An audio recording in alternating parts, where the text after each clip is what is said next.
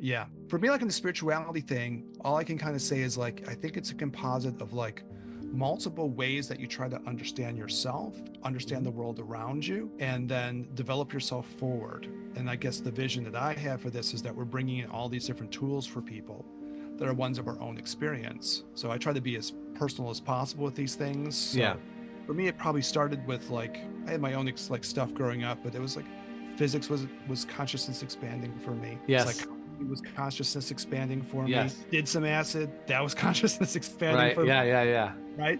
Got, oh, the Zen shit's cool. That expanded my consciousness. That got a little bit more into a tradition that had more theory and trajectory to it Hmm. of how to develop a person, right? But the psychology I like too was the one that was very transformative, right? It had to do Hmm. with like really finding out who you are, and it kind of like one of the words we love, authenticity. Yeah. So that happened, and then it was sort of this thing of like going to the accomplishments of human beings who are trying to explore those same questions. Yes. What's the Yes. nature of the universe? What's the nature of a person? Is there a soul? What's the nature of that soul or spirit? How can you develop it if it exists? Yeah. It was sort of those kinds of things, and that's sort of, I guess, what I think of spirituality as being. And then realizing you're not the only people who have done this. That's what I was just gonna People say. before you have like asked these same questions, and we Yeah. could all be part of this dialogue, Yep. and then we can get to share it with new people, like And our I son think and daughter.